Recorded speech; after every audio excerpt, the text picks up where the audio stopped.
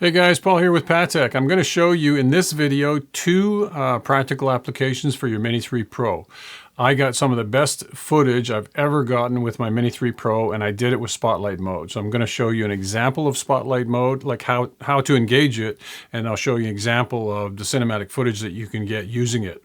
And the second example is in the same location. I let my son-in-law talk me into flying into his dairy farm barn, lengthwise, and I should have had 2 or 3 settings made before I flew, but I didn't. And take a look at the video and you'll see what happened. But I'm going to show you that flight through the barn and the proper settings, or the settings that you should engage to do it properly. Let's jump in, we'll take a look.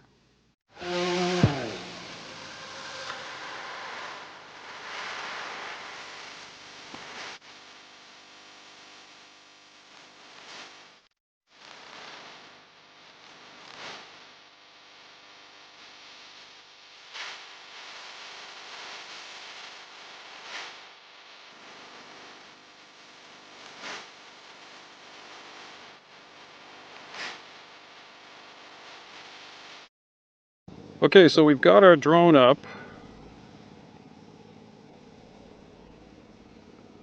About 40 meters. You can see me standing on the bridge here, and I'm going to try and engage Spotlight mode for you. And I'm just going to draw a little box like so. Spotlight comes up, and now I'm just going to move the right joystick back and forth a little bit to see if I can engage the Spotlight mode. There we go. Okay, and now what I'm going to do is I'll start our rotation.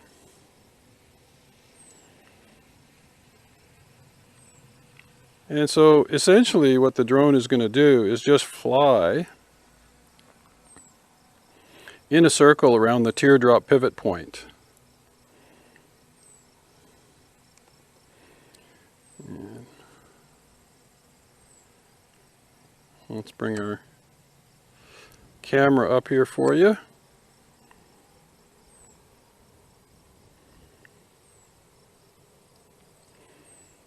This is without a doubt one of the most powerful features of the Mini 3 Pro. I would say, you know, Spotlight mode and being able to fly indoors are two of the most powerful features, and that's what I'll show you in the next segment. Flying indoors, I mean.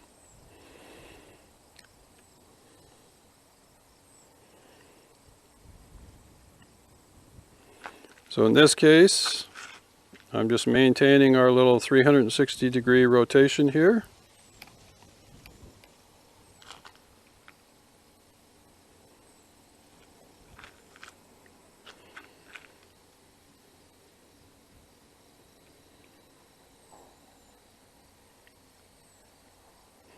Oh, there's an aircraft warning message. That's timely. So I'm just going to hit confirm because I've flown here before. I know probably the reason I'm getting the message is because I'm flying over water.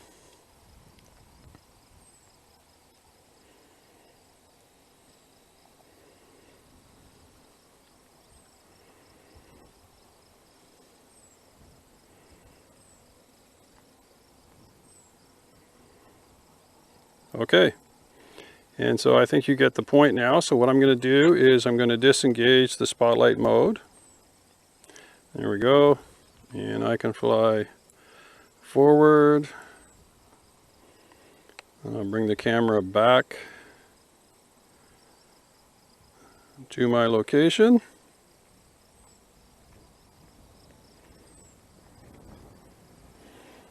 And we can start to bring the drone down a little bit. We'll keep coming forward. Now I can hear the drone. I can see it. Okay, so now I can fly by sight. So it's just a matter of bringing the drone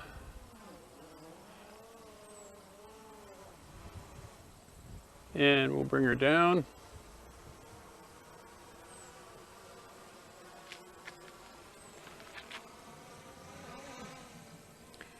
Take her forward a little bit. There, she's going to turn towards me. And there's yours truly standing on the bridge where we started. And just come forward a little bit. Bring her down. Try not to put her into the drink. Okay.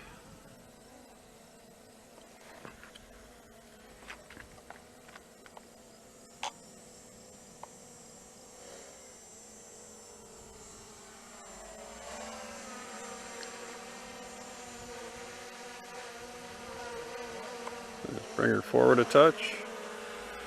And we'll drop her down. Okay guys, so now that we know how to do spotlight mode, you see the peak of this barn here. I'm going to show you the dramatic results that you can get when you use spotlight mode. So when I first recorded this, I didn't do it as a tutorial, so I didn't record my screen, but I did draw a box right around the peak of the barn, and you're about to see spotlight mode in action, and this is probably one of the best clips I've shot to date.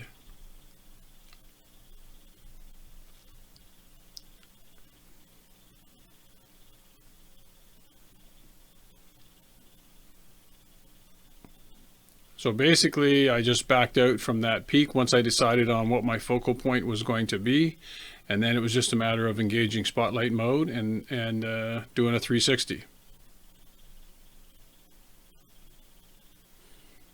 So this is moving the joystick left and right to try and get spotlight mode to engage.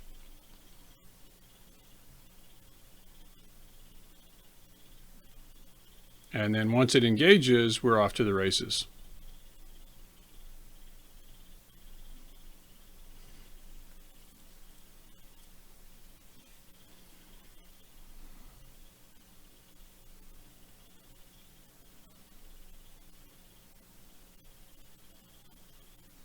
So the reason I want to show you this footage is that it's easy to say, oh geez, I'll just go back, I'll wait for another night, you know, with the sunset. But it just, everything came together this night. I was visiting my son-in-law, this is his farm. And so, you know, to say I'm going to get a chance to go back and do this in the not too distant future, it probably wouldn't happen. If you notice here on the barn, right here, the door was open, and this is the same place that I'll be showing you how to fly inside the barn.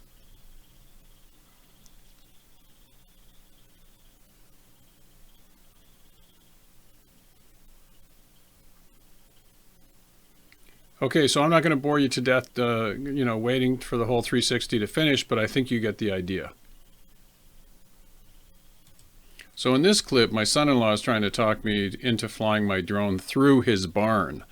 And so this is what I mentioned in my first video about be careful about family members that'll try to get you to do all manner of dumb stuff with your drone.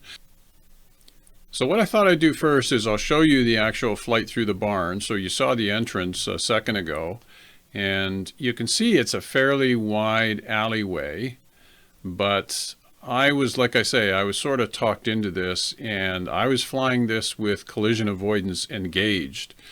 And so what I'm going to do is I'll show you this clip, and then once it's done, I'll show you what I should have done and how I should have done this properly.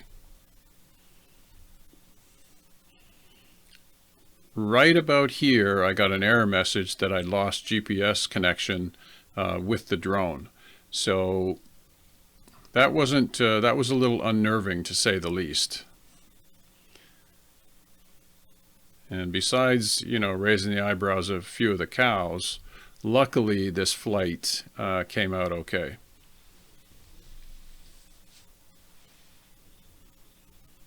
So here's the drone exiting the back of the barn, and no animals were harmed in the production of this video. Well, nice little bird flying in front of the camera there. And that's pretty much it. Okay, so the first thing we're going to do for flying indoors, I'm going to hit the settings buttons at the top right, and we're going to go into safety mode, and we're going to go to obstacle avoidance. And you want to make sure that your obstacle avoidance is set to off. And the reason is, if you come close to something indoors, the avoidance system could push your drone into something else and you'd have a collision. So you want to make sure this is set to off. And then we're going to go all the way down to advanced safety settings at the bottom, and we're going to change our signal loss signal from return to home to hover. And after aircraft behavior, when signal loss will be changed after switching, and you just want to hit confirm.